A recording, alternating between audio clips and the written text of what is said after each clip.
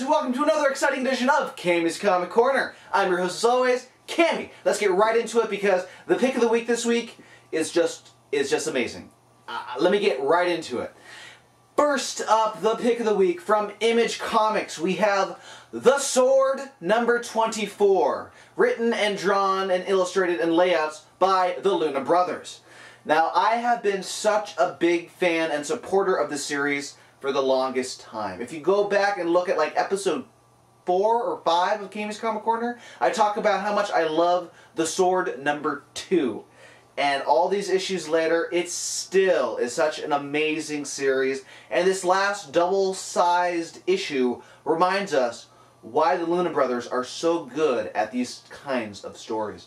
We have Dara discovering that Justin is Phaistos, who is the fourth brother of all these godlike beings she's been destroying and killing ever since her family was murdered by them.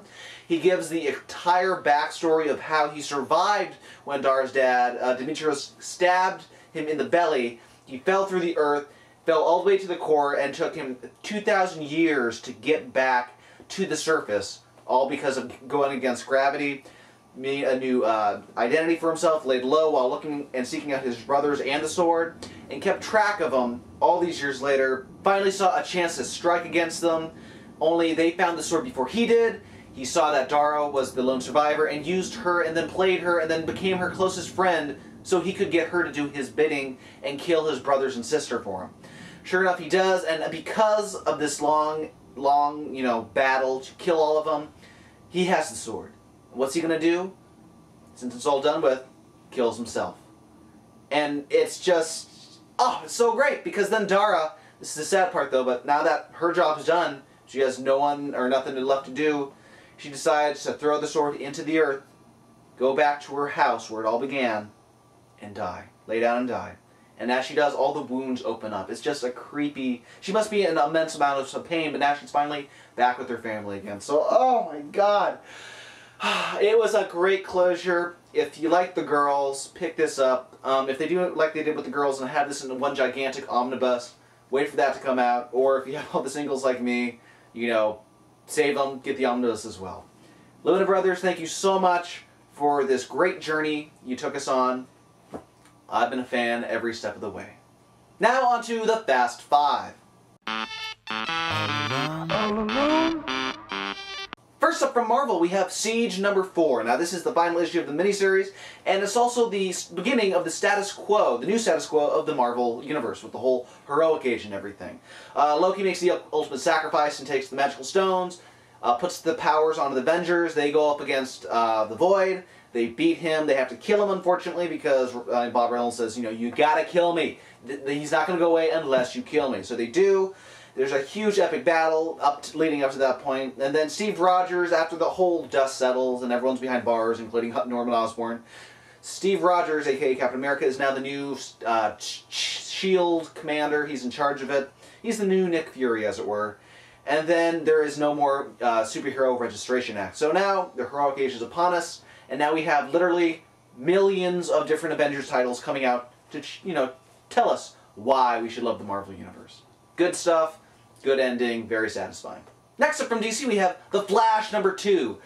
We have the Renegades want to arrest Barry Allen. They say, listen, you killed Mere Monarch in the future, so we got to arrest you before you do that. We look up to you, but we got to do this. You understand. And so they try to throw all their little tricks and snow powers at him. Barry just dodging, weaving, using their own technology against them, and sends them back to the 35th century, or wherever they are from in the future. Meanwhile, the DNA comes back on the Mere Monarch and who murdered him, and sure enough, it's Barry Allen. ID comes up and everything. So it was a good good issue. Now Barry's going to be under the heat. Who knows how this is going to affect him in the future? Gorgeous Francis Manapul art. The Flash is once again glorious. Go pick it up. Next up from Marvel, we have the New Avengers Finale one-shot. It's written by Brian Michael Bendis, Ryan Hitch, Stuart Immonen, and then countless other artists from the flashback issues of the New Avengers series. We have the New Avengers going after the Hood and Madame Mask. They are trying to gain trying to get shelter from Count Nefaria, which is Madame Mask's father, and he says, listen, I can make the Hood's powers come back and he can be godlike, you just gotta give me all your money. Don't worry, you're probably gonna get back later. But while this is going on, the New Avengers are tracking him down, they're going through the Hood's cousin, they're going through all their contacts, they corner him, they go up against Count Nefaria, they defeat him, and then they're like, as they're giving the bodies over to authorities, well, the alive bodies, they just knocked him out. They're going, now, what's up now? What are we going to do? They didn't know that the whole thing, the aftermath with Steve Rogers becoming in charge of S.H.I.E.L.D., that the Superhero Registration Act is no longer happening. So then you get a nice little flashback of the entire series, and I've been a fan ever since the start of the New Avengers, and so it was so nice to see just a little flashback of all the different artists that were on there, all the different events happening, because the New Avengers have been going through almost every single event in the past decade of Marvel continuity. So it was just a nice little, closing to that book. Now we're gonna again go on to millions of other Avengers titles, but it was good while it lasted. Great run, epic read, one for your collection, definitely. Next up from Vertigo, we have Daytripper number 6. Now we have Bras sent to this crash site that happened in Sao Paulo, Brazil. This airplane crashed down, hundreds died, and since he writes obituaries for a living, this is pretty much his bread and butter, and he writes the hell out of them. But while he's writing all these obituaries, these great little articles about all these people, great stories, he keeps in the back of his mind, his friend George was supposed to be coming back from Rio, and this is where this plane came from. And he's thinking, is my buddy dead? Is he gone? A month later, he gets a phone call from his buddy. His buddy's saying, hey, listen, I was supposed to be on that flight. Made me rethink my life and how I'm not doing anything with my life. Bras, you're never going to see me again, but please, do something important with your life. And so, Bras feels like he needs to go talk to his friend, you know, because that's what friends do. And unfortunately, he dies while on the freeway driving over to Rio. And it's just, once again, those fuckers, Gabriel Bott and Fabio Moon, punch you in the gut, and you feel so, they killed him once more. And it's supposed to happen every issue. I should be used to this by now. Going 6 issues in. I should be expecting this from the next 6 issues. But I'm not. Every time, I'm not going to see it coming. And that's why I love this series so much. I can feel those feelings all over again from such great storytelling, art and story-wise. And finally this week from Marvel Max, we have PunisherMAX number 7. We have Bullseye getting to know Frank Castle. In order for him to track down this guy and kill him, he's got to think like him. He's got to be Frank Castle. And so this issue, he's going to all the previous Punisher's kill spots. He's going through all of his safe houses. He's wearing his t-shirts. He's interrogating his arms dealers, his doctors, trying to get a feel of how he can be Frank Castle and how he can finally meet up with him and kill him. And it gets creepy because none of these methods are working, and so now he has to up the ante, as I pour my cards everywhere, and kill a family that was similar to the Castles just to get just to provoke Frank and get him to come out into the spotlight and face him like a man. Good stuff. Creepy as hell. Learning some of the backstory of Bullseye and how he is the best mercenary for hire, hitman for hire.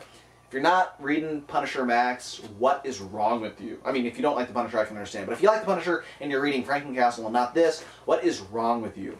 Killer stuff. Well, comic book fans, that's it this week for Cammys Comic Corner. If you want more Cammys Comic Corner goodness, head on over to www.cammyscomiccorner.com. From there you can see past episodes, book of the months, and even listen to audio episodes of Geeky Talkie. And you can find those episodes on iTunes and on the site as well. Also, look, if you like any of the kick-ass t-shirts that you usually see me wearing, head on over to www.deadlinegraphics.net and send Kelly an email. The deal going on for the month of May is buy any t-shirt, get the second t-shirt for half off. Only one name that I trust when it comes to comic book t-shirts, that's Kelly at deadlinegraphics.net. Also, a big shout out to Rising Sun Creations at rsc-online.com. They specialize in the best of manga, US comic books, and collectible toys imported straight from Japan, all located conveniently at their store in Mission Valley in San Diego, or at rsc-online.com. Big thanks to being my sponsor.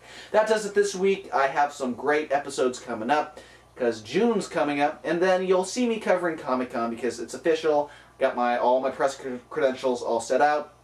Comic-Con 010, baby. That's right, I said 010. So in the meantime, this has been Cammy's Comic Corner. I've been your host, Cammy.